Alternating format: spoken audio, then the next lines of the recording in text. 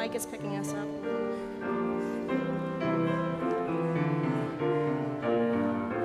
I think it's that one. Is it that one? So the pulpit mic is loud enough because I can now.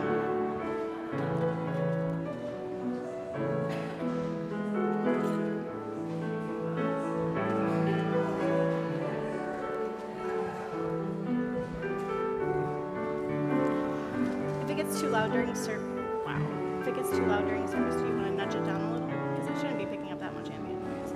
Okay. It's picking up all the ambient noise.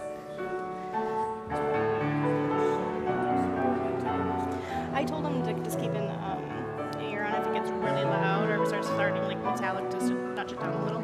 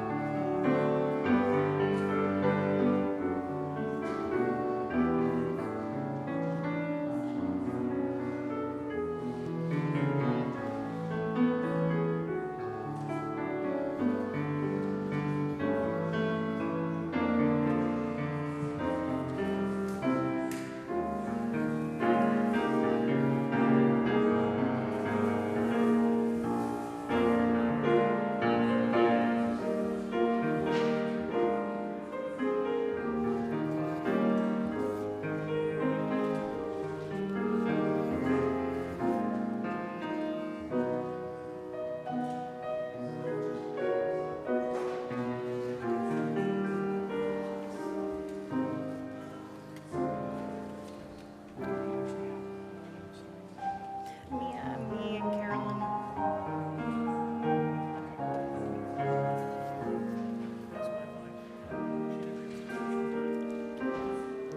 She gets to just enjoy it. People will pitch in too, I'm not worried about it. Actually, I'm gonna go ask Ray.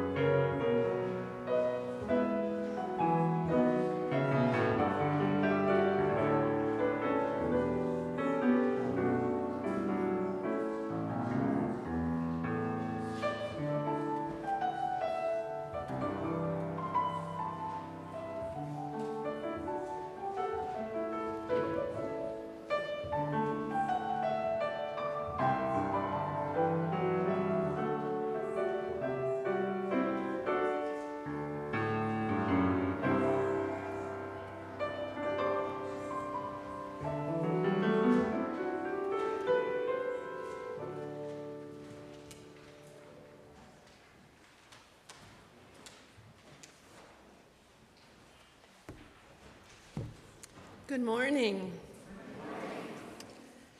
Welcome, excuse my froggy voice today, welcome to the First Universalist Unitarian Church of Wausau. My name is 𝗕𝗿 and I am a member here of this congregation. I want to extend a special welcome to any visitors joining us here this morning.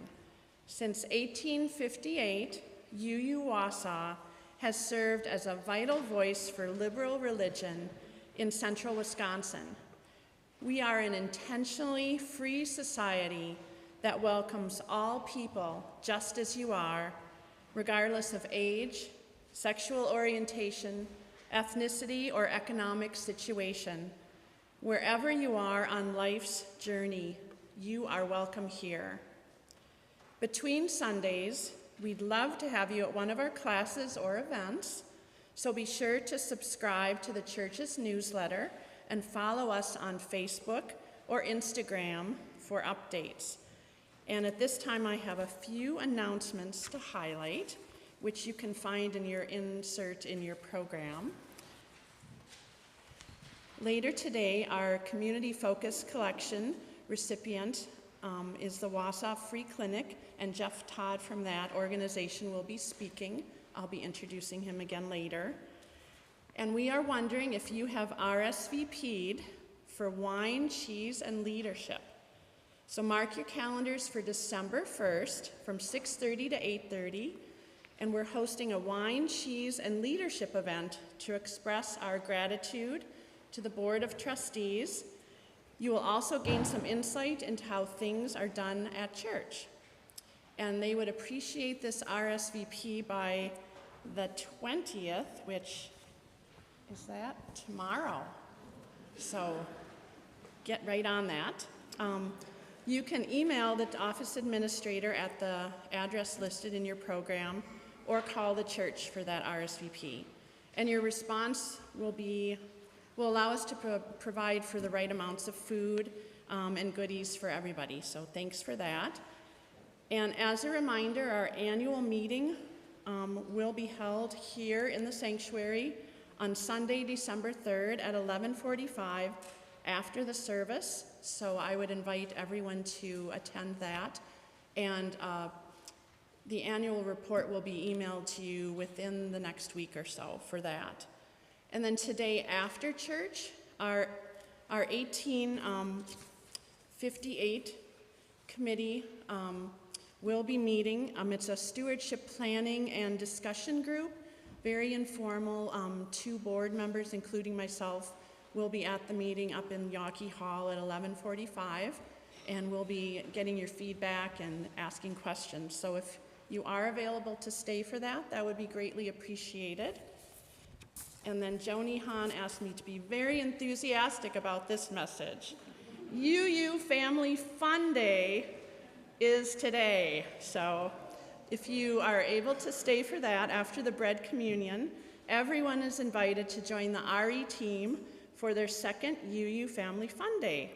So grab a bite during the social hour and then join them in the atrium for all ages, games, and intergenerational fun. So hopefully that was sufficient for Joni. I'm Norwegian, so that's very enthusiastic for me. As we begin our worship together, if we could all take a moment to extend a greeting to one another, and please stand and do that right now.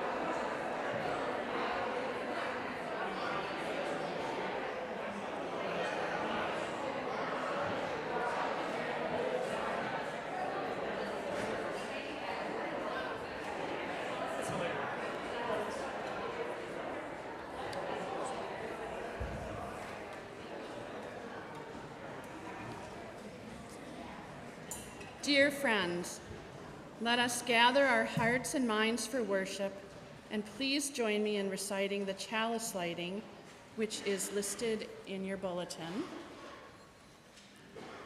We light this chalice for the light of truth, the warmth of love, and the fire of commitment. We light this symbol of our faith as we gather together. And now if you could please rise again in body or spirit as we sing our opening hymn, number 349, We Gather Together, number 349.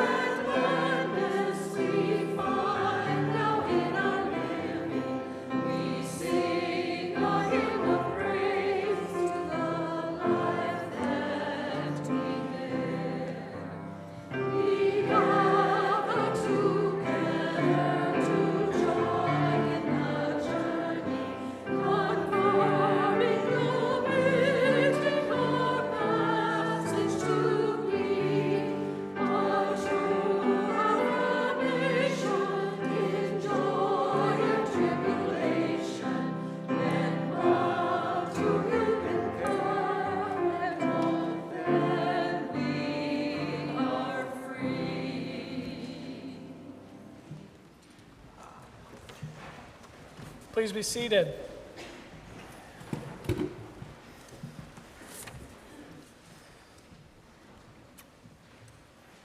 I'm glad so many of you are here this morning for the bread communion service. The first bread communion was celebrated at this church in 1969.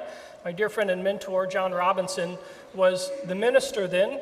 He brought this church with him from Meadville Lombard Seminary. We think this is probably the second church to celebrate the bread communion. But he took this service with him to Kirkwood, Missouri, at Elliott Unitarian Chapel, at Spread, throughout the Midwest, and today the bread communion is celebrated largely in Midwestern congregations, but also some on the East and West Coast as well. The words that you're going to partake in the responsive readings are almost exact word for word what they used the very first time. I updated some of the words because I can do that if I want to. But most of the words are exactly as John brought them to this church from Meadville.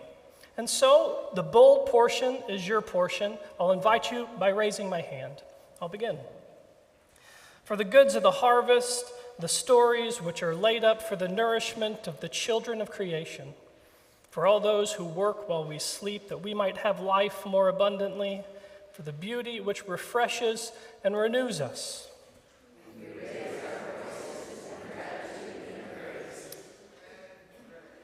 Lest we forget our dependence upon the good earth, lest we remove ourselves too completely from the source of our well-being, lest in pride we forget that from dust we came and unto dust we will return.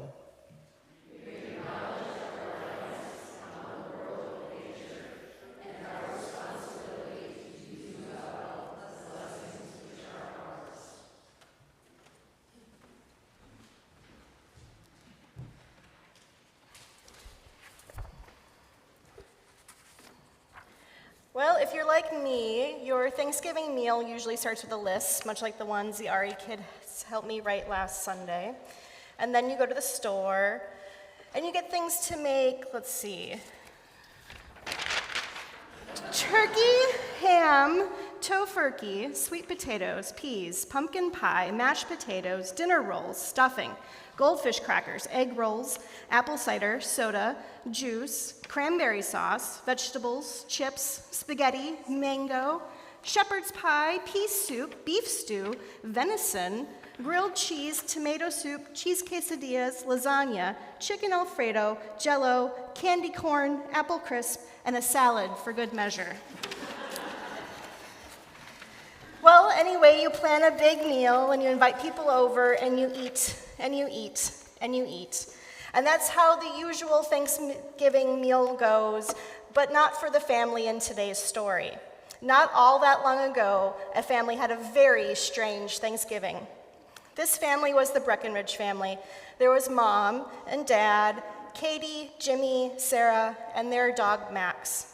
On Thanksgiving Day, they cooked and worked and planned, and the kids even helped with mashing and peeling, and they were really looking forward to this big dinner with the turkey and peas and sweet potatoes and mashed potatoes and bread and cranberry sauce, well, all the things I mentioned before.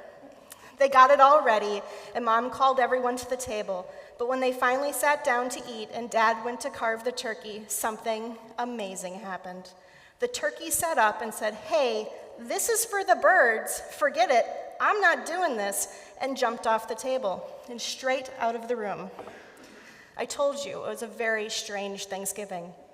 Then the sweet potatoes did the same thing. They said, "If the turkey's not staying, we're not staying," and they flew right out the door.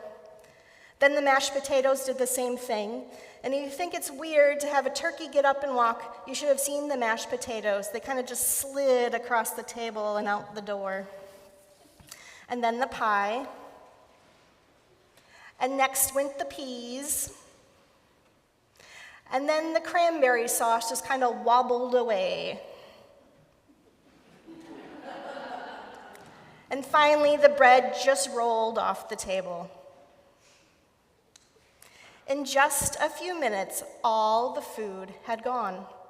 And the Breckenridge family was too stunned to do anything. They just sat there muttering, "No way, this can't be happening. This is too weird." But it was all true, and all the food was gone. The Breckenridges sat there and looked at the empty table and looked at each other. And finally, little Sarah, the youngest one, said, "Now what do we have to be thankful for? Our dinner is gone."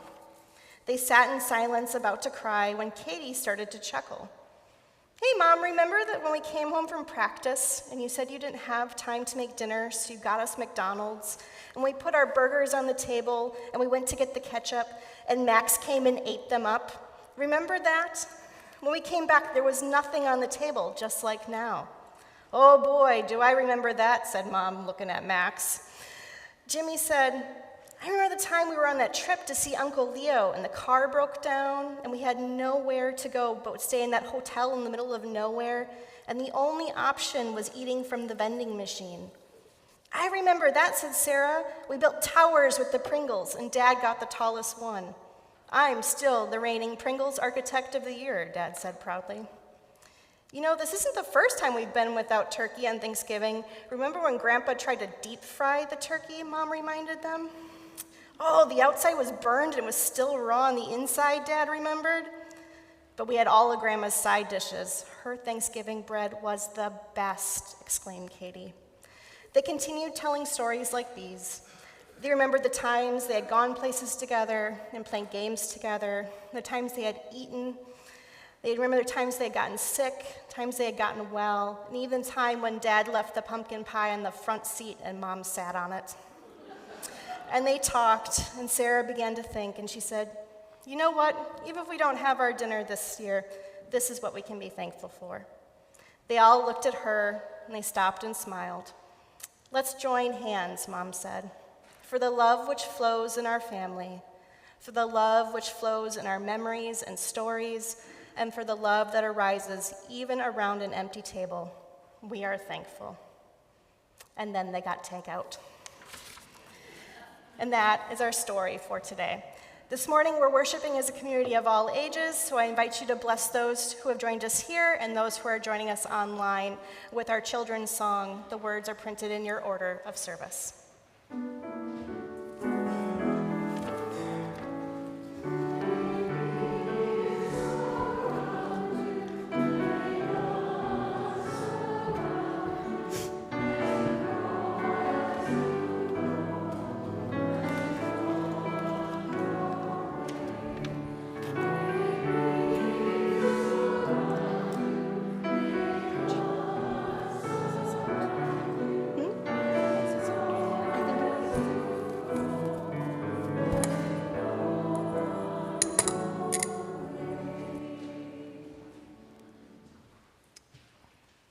This morning's offering will be taken on behalf of the Wausau Free Clinic. You all received a brochure as you came into church today. Jeff Todd from the organization will be speaking on their behalf, and I wanted to also let you know that Jeff and Dr. 𝗥𝗲𝘃 will be available during the coffee hour to answer your questions and speak more about the organization. But at this time, I'd welcome Jeff Todd and Dr. 𝗥𝗲𝘃 up to the front.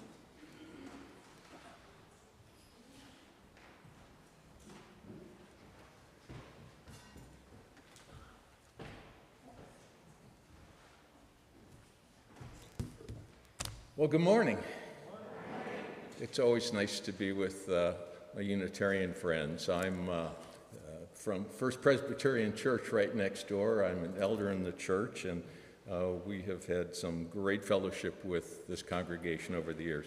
But it's nice to be here. This is my third time I've had a chance to come and present on the Wausau Free Clinic, which is a ministry of First Presbyterian Church. Dr. 𝗥𝗲𝘃 is our medical director, and he's going to give you a few highlights of some of our accomplishments over the last year. We have been so blessed to be in the Community Partners campus on Grand, right across from St. Mary's, for almost a year now. We moved in the first week of December of last year, and it has just been incredible. You should have not only the red pamphlet, but hopefully many of you got our handout. It's 2 pages full of accomplishments that Dr. 𝗥𝗲𝘃 is going to acknowledge. He will not tell you, but I will. Dr. 𝗥𝗲𝘃 has been an incredible blessing for our clinic. He's been our medical director and actually was the instigator of the free clinic almost 6 years ago when he approached our church. So he's going to tell you about those, but before I do that, I also absolutely have to acknowledge one from among our friends here at the Unitarian Church, and that's Roxanne Borneman. Roxanne is our team leader in reception and registration. She's been with us for several years, and it's just been wonderful to be working alongside of Roxanne in the clinic. But Dr. 𝗥𝗲𝘃 will give you a few of the highlights of this last year, and then I'll wrap it up. I'm on a strict time limit. I won't go into detail on all the accomplishments or affiliations we've made over the last year, but it's really been remarkable. You have the list of those affiliations. From the beginning, our goal was to form a clinic where we could give all the services that you would normally get at a primary care clinic, but free of charge. And I think we're almost there. Right now, anybody who comes to our clinic gets their medications free, their laboratories free, their imaging studies free, all mental health services are free, and that's all because of the affiliations we have listed there. In some ways, working at the free clinic has been easier for me than when I was in primary care or in private practice, because in private practice, I always had to worry about whether somebody's insurance would cover medications, whether somebody's insurance would cover mental health coverage. But we are really lucky because the community has really been supportive of us, and we've been able to offer these services for free. So along with Jeff, I want to thank everybody here who's supported our clinic in the past, and I think you can see from all the affiliations that our community has really supported us. So thank you.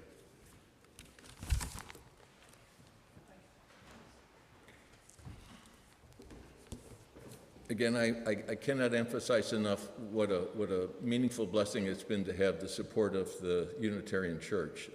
Universalist Unitarian Church of Wausau was, next to my church, the first to really come forward and say, we really think this is a great idea, and proceed with this free clinic. So thank you so much for your generosity, for your support and your prayers, and thank you again for the contribution today.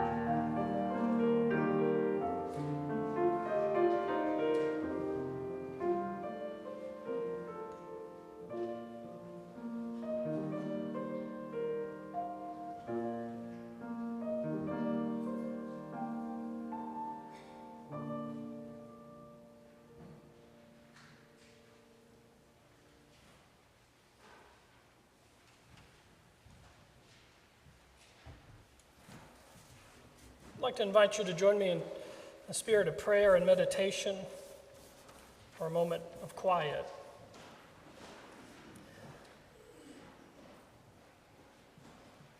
I believe prayer requires your whole body. So if your legs are crossed, go ahead and uncross them. Place your feet flat and firm on the ground. If you're comfortable closing your eyes, now is a good time to close them. We'll start by focusing our attention. Move your attention to the top of your head. Slowly move your attention downwards into your jaw. Relax any tension you have in there.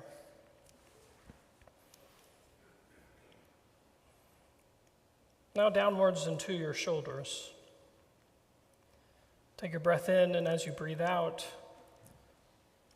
relax them. And now focus on your breath. First, a breath deep and full into your chest,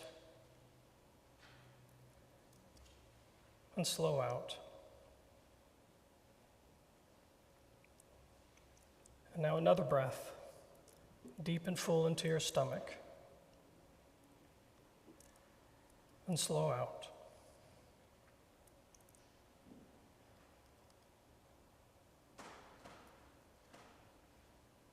Blessed be you, O Spirit of life, for all the gifts that we know and all the gifts we never even notice.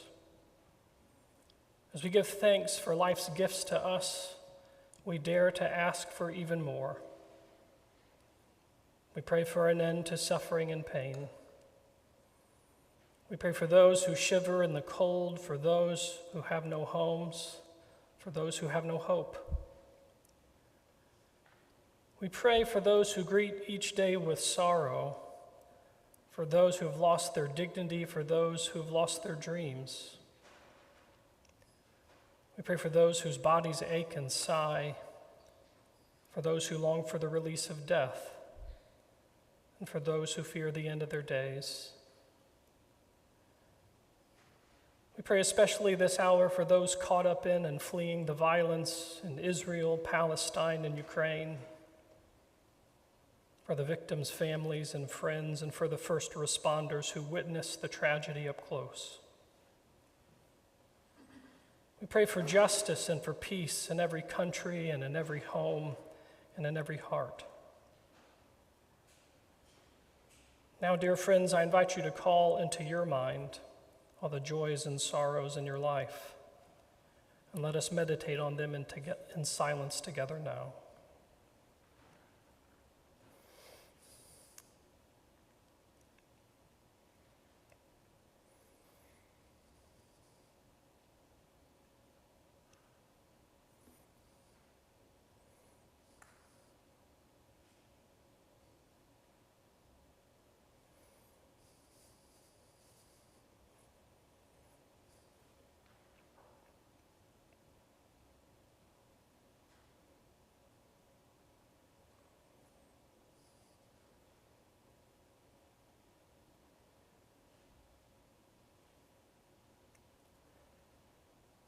Amen. Please stay seated for prayer hymn number 352 in the gray hymnal, Find a Stillness.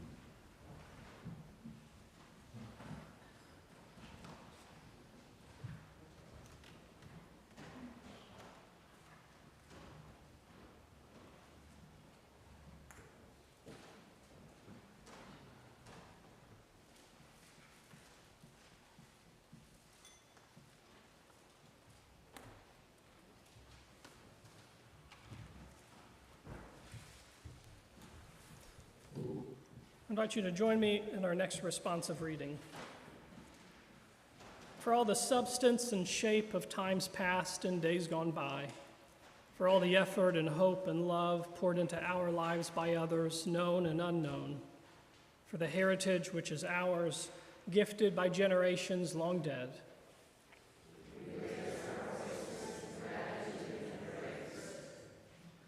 Lest we forget our rootage in the deeds and visions of the past, lest our arrogance lead us to forsake the human love which supports and sustains us, lest we forget the resources bequeathed to us by the great body of humanity.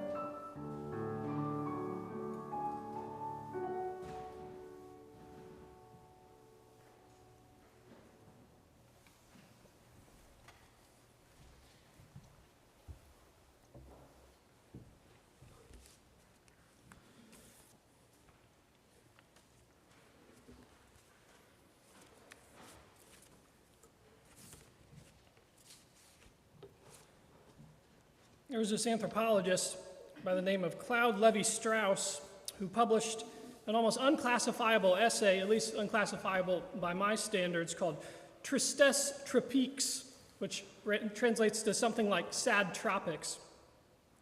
And so in it, he tells of visiting rum distilleries in the Caribbean. In Martinique, he says, he, quote, visited rustic and neglected rum distilleries where the equipment and the methods using had not changed since the 18th century. By contrast, the distilleries in Puerto Rico were very modern, with, quote, white enamel tanks and chromium piping, end quote. The result, he explains, was that, quote, "the various kinds of Martinique rum, as I tasted them in front of ancient wooden vats, thickly encrusted with waste matter, were mellow and scented, whereas the Puerto Rico rum and all those vats of porcelain were coarse and harsh," end quote. So this contrast suggested to Lévi-Strauss a more general lesson, which he names, quote, "the paradox of civilization." This is the most Unitarian opening to a sermon ever, just so you know. Ever. It doesn't say this boring, I promise. Anyways, the paradox of civilization. Quote, "its charms are due essentially to the various residues it carries along with it, although this does not absolve us of the obligation to purify the stream. We are right to be rational and to try and increase our production and keep manufacturing costs down. But we are also right to cherish those very imperfections we are trying to eliminate. Social life consists in destroying that which gives its savor." Put simply, progress divorced from the past is basically destruction. Something like this, it seems to me, is the fate of all social improvements, as much as we hate to admit it, because nothing is more basic to human nature than the wish to believe that the benefits come without costs, that we can fix problems without introducing new ones. Now, I, for one, I don't believe in a world without costs. If you don't know this already, I grew up in southern Missouri. Anybody else from southern Missouri? It's a wonderful paradise. It doesn't snow there. It's nice and warm all the time. The St. Louis Cardinals are the best baseball team in the world. They're there. Anyways, so I grew up in southern Missouri. My family's of origin on one side. We were rural types, badly wounded by violence and alcoholism. Now, the other side of my family were early immigrants who settled in Virginia, and they've known every battle from the Civil War to the Second World War, and many in my family witnessed firsthand the intensity of the civil rights movement. Now, throughout my childhood, I was limited to two regions, Greater St. Louis and Florida's Gulf Coast. Now, my parents, they split up when I was young. And so I did what children of divorced parents did. I bounced around a lot. Some of it was good. I had 2 vacations, 2 Christmases, summers split in 2 birthdays, 2 zip codes, and all the other 2s that come from parents that split. Now, while I say this, I don't wish that my life had been different. But I do think that it's good for me to face what I invariably missed as a result of my upbringing, if for no other reason than to help me make amends and to find comfort and to do the same for others. And what is true for me on a personal level is I also think that it's true for all of us in one way or another, and I think it's true for our culture as well. What I mean by that is this: our culture has made certain decisions on our behalf, decisions we participate in with varying degrees of willingness. And even when we support those decisions, we should never be afraid to count the costs, to notice the way the new rum we make lacks the savor of the old rum, even when we affirm the things we've chosen to abandon. I tend to think that it's foolish to think that we can carry with us all the good things from the past while leaving behind all that unwanted baggage. I also think there's another layer of foolishness to this, which is to think that if we leave behind the errors and miseries of the past, we must also leave behind everything that gave the world its savor. I don't want to leave behind everything that gives the world its savor. I like the world's savor.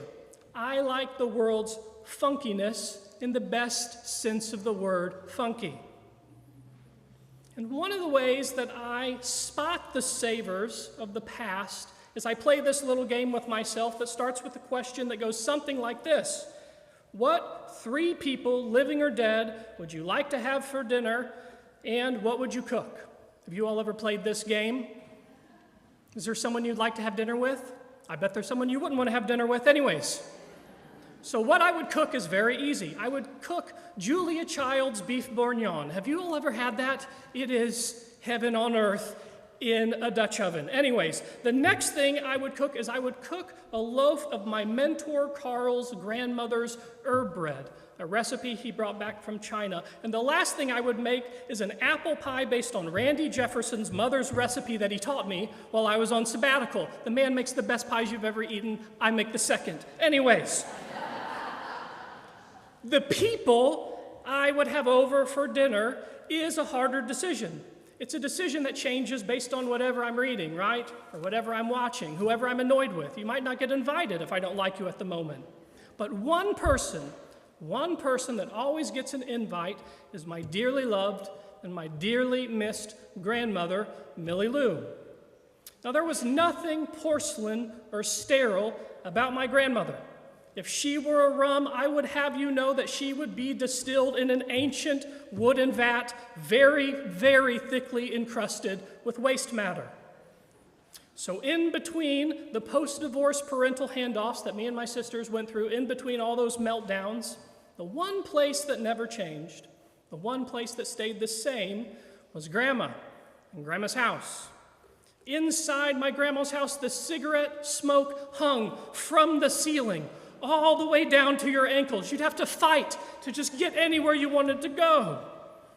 Also, her house was never totally clean, but evidence that she was cleaning was everywhere you looked. For instance, the vacuum was often still plugged in the middle of the half-swept living room floor. You would go in to do your business in the bathroom like you do, and you would find that the toilet bowl brush was still sticking out of the toilet. Lunch's dishes were always put to soak right as soon as dinner hit the oven. And the only explanation I have for all of the half-done chores was that her phone was always ringing. Something on the farm needed fixing. One of the dogs was lost, and the neighbors called and said, "Come and get your stupid dog." Someone's clothes needed to be stitched. Some neighbor needed a ride.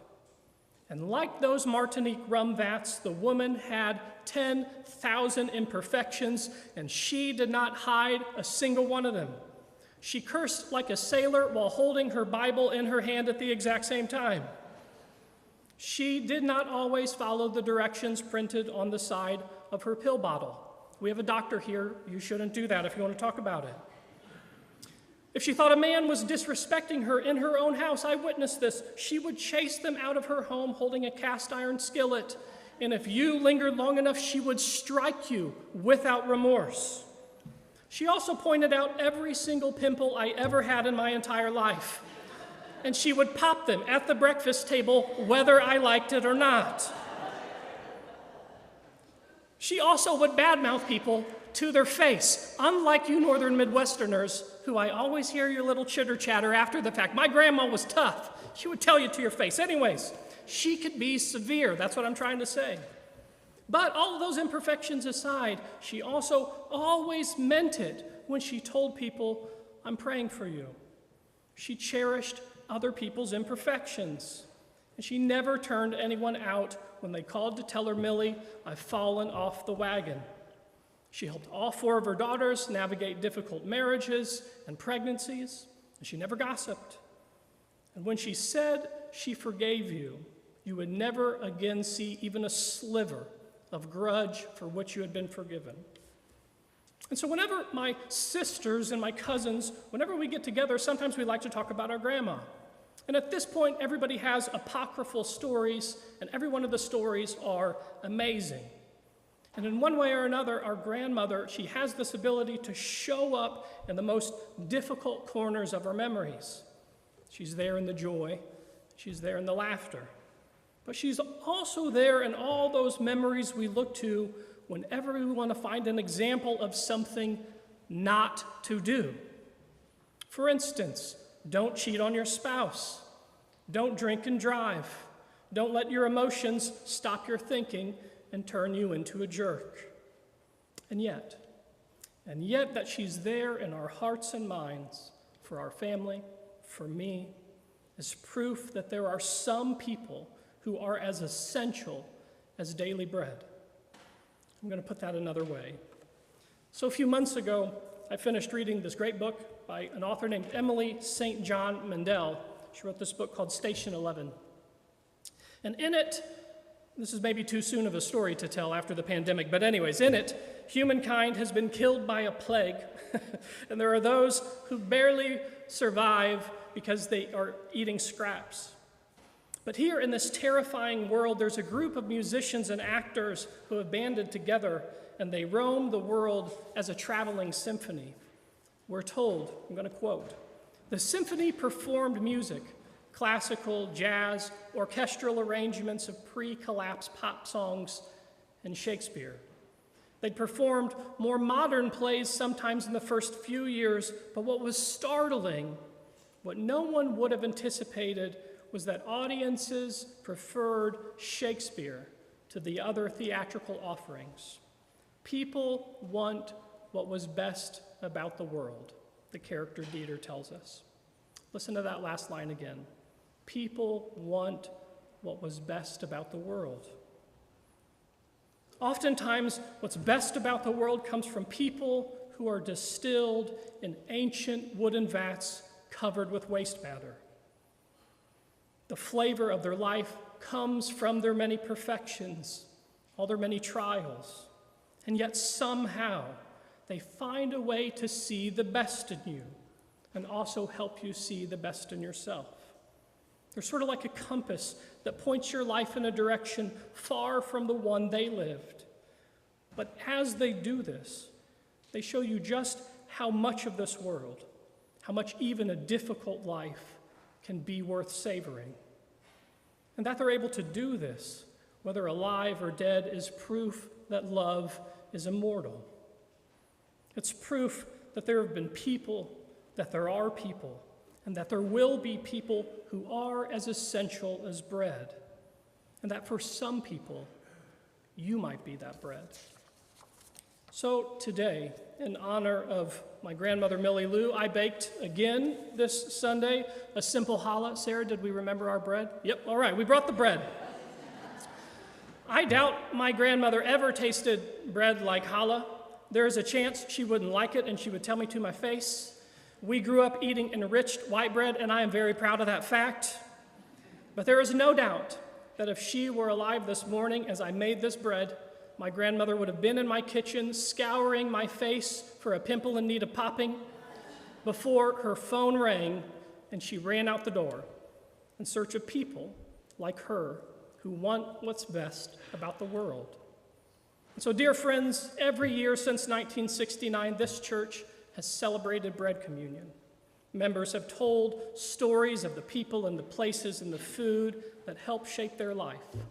And so please, come forward to the microphone down here and tell the story of your bread now. Come forward.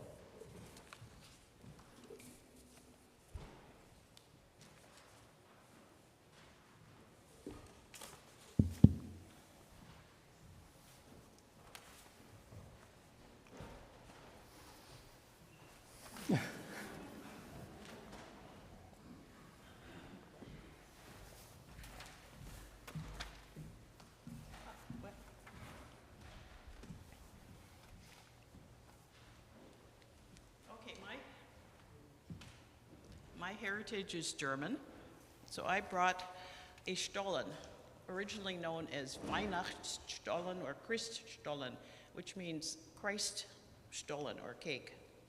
It's a very old tradition in Germany. The first written reference was in 1329, and I'm sure it was baked before that time. It's kind of a dense bread now, filled with raisins, and this one has marzipan, some of them have cherries, a lot of them have almonds or some other nuts in them. And it's coated with a thick layer of powdered sugar. But in the 1300s, most of these things weren't available.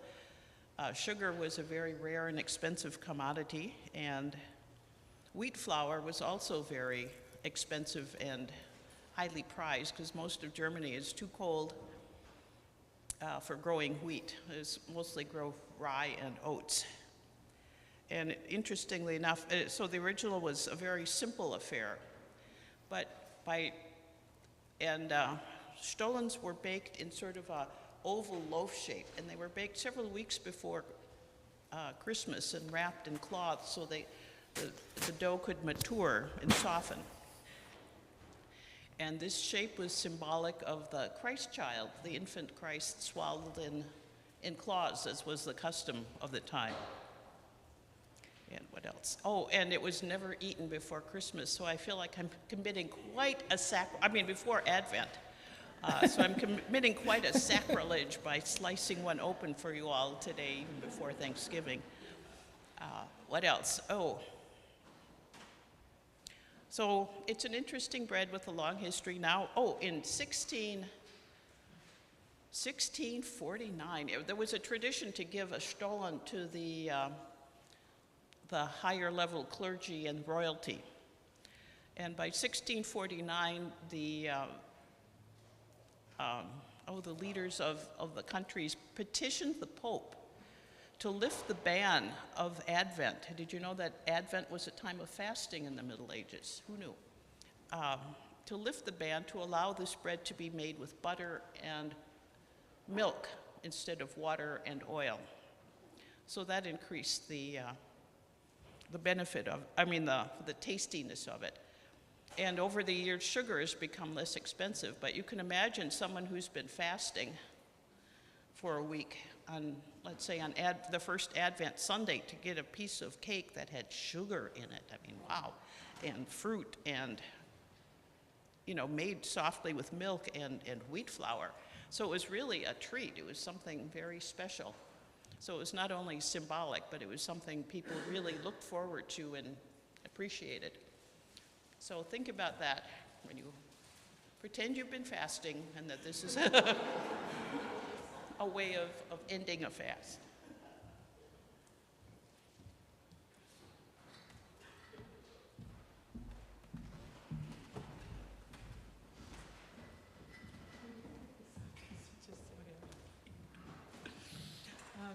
Chris and I have nothing quite so wonderful as Barbara's story. We have brought a cornbread that we've made 40 years ago when we first met one another and became a couple. We were struggling graduate students and ate a lot of vegetarian chili, which we still eat a lot of. And it was a real treat for us if we had time in our hectic schedule to make a cornbread to go with our chili.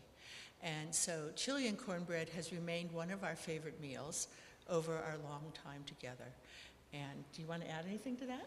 No, we ate chili and cornbread and, Most people would be sick of it. So we share our cornbread with you on this bread communion Sunday. And there's also butter.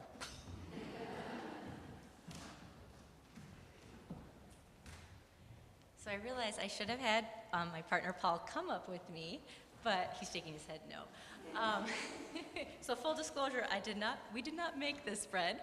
We found out yesterday about the bread communion today, and we're like, that is so cool. Like, but I don't know how to make bread, and I don't have time to do that. So we went to our most favorite, loved bakery, 𝗕𝗄𝘃's, that we are so happy to have in our neighborhood. We moved into a house this past spring, and it's been so great getting to know the area, and just we really appreciate and are so grateful to have like a walkable community. We can walk there. And so maybe, hopefully, by the next time we have this bread communion here, maybe I will have learned how to bake some bread. So this is, it's so bad that I think it's so good, and I can't tell you exactly what's in it. I know there's craisins. I think it's cranberry walnut, but either way, it's delicious on its own without anything. So.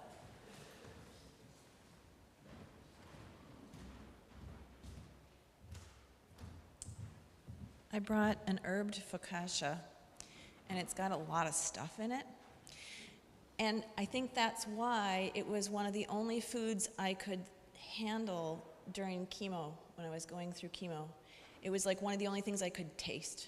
Like nothing else had any flavor.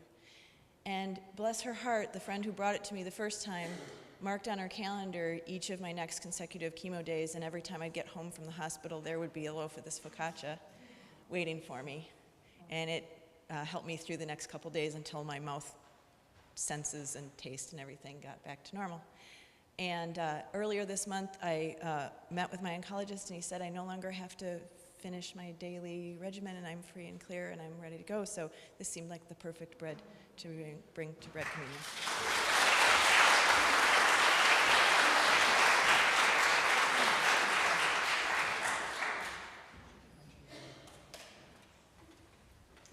So I knew I could get away with this because I think Cheryl might have brought donuts last year. Didn't have time or energy to make anything, tired. I even kept my sweatpants on this morning. I'm sure a lot of people can relate, but my son and I found joy in picking out something that we thought you all might like, cinnamon rolls and lemon donuts.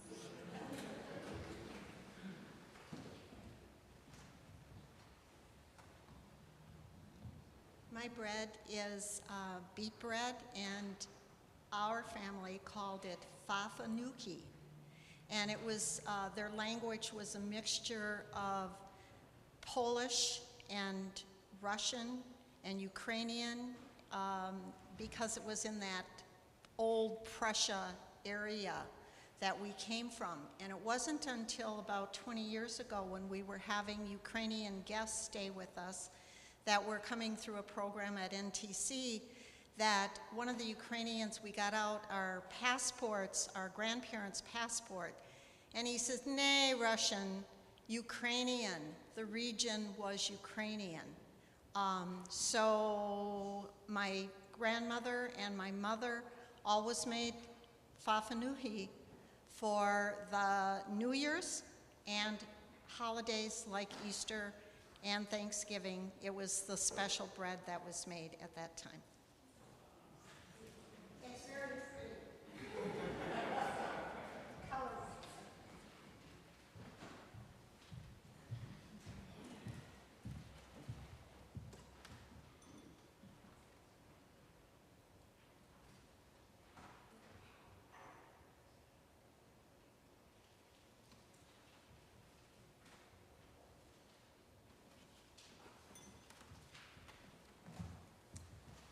So it's good to be back. I've been away from UU Wausau for quite some time as I cared for my mom in advanced dementia. We enjoyed attending services here together while we could. It was always a joy to bring her with me. She was beautiful to the end, and it was an honor to be present to her in her precious and fragile end of her life's journey. Reflecting on her gentleness of spirit now reminds me to keep traditions of my own, which add to life's value, meaning, and beauty. So returning to services here at First UU is at the top of that list. So it's great to be returning today as I break bread with you in this congregation. There is nothing special about this bread, other than it makes excellent avocado toast with warmed diced tomatoes over the top. It is 𝗪𝘂𝘀 bread from Pick and Save. So it's available to all of us. Don't use this, I cut it into cubes. And thinking about today reminded me of a prose piece. It was part of a prayer that was recited to me by a beloved Capuchin Franciscan friar from St. Anthony's Retreat Center, so I thought I'd bring that with me today too. And it goes like this: back of the loaf is the snowy flour, and back of the flour is the mill, and back of the mill is the wheat and the shower, and the Son and the Father's will. That's from Dan Crosby. Thank you.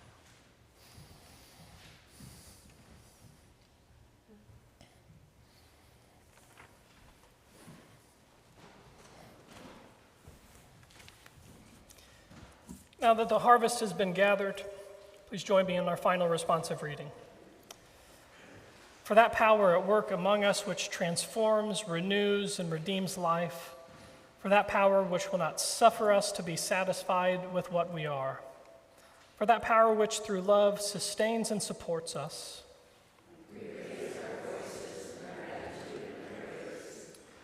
lest we forget our dependence upon powers over which we have no control, lest in our discouragement we cease to listen for that still small voice, lest we forget the goodness leads upon paths we do not see.